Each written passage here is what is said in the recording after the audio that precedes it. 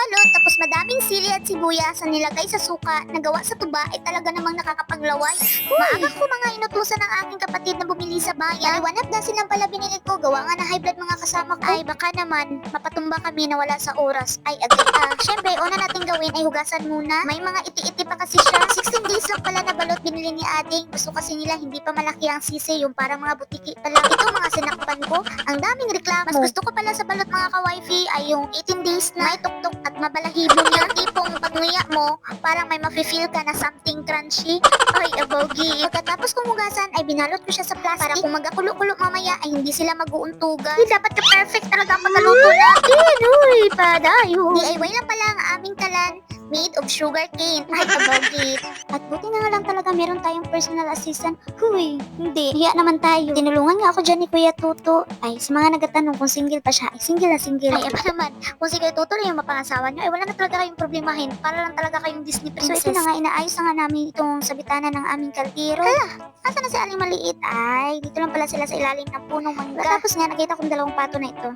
Sobrang sweet na siguro mag-asawayan sila or magkasintahan. Huy, may mga bata nga na dumaan dito sa amin. Sakay-sakay sa kalabaw at karusa. Kakapatid nga silang lahat. Naalala ko tuloy yung bata pa ako. Ako kasi inaasahan ni tatay sa kalabaw namin dati. Ako nagpapakain at nagpapaligo at sobrang napalapit na talaga sa akin ang kalabaw. Sobrang nalungkot talaga ako nung nalaman ko na binenta ni tatay pinalit sa baka. Tumulo talaga ang luha ko as in. Doon kasi ako natuto mag plus minus habang sakay-sakay. Balik na nga ako dito sa aking ginagawa. Ayan, chismis pa more. Bali, ginayat-gayat ko na dyan ang mga lamas na gamitin natin sa ating sausawan. Siyempre, sinamahan ko na din ang pipino. Ito na nga pala ang ating nilulutong balot. Nilipat ko na sa isang sasidlan at sit aside ko muna para lumamig. Diba sabi ko dapat perfect? Bakit naman may basa? Hindi to pwede. Dapat bumili tayo at luto naman ulit. Charis. Nasunod naman natin gagawin ay magtitimpla tayo ng ating sausawan na suka. Lalagyan lang natin yan ng maraming sibuyas at saka yung sili. Migos-migos lang natin yung mga kawifi hanggang sa maghalo-halo na yan sila. Diba? Perfect na perfect ang ating sausawan na suka.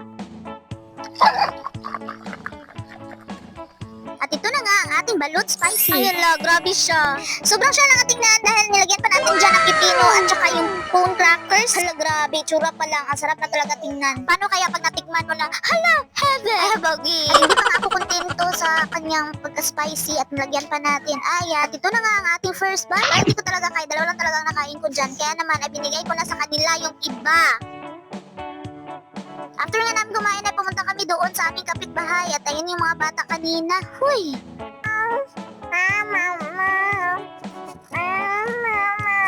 And thank you for watching! Bye-bye!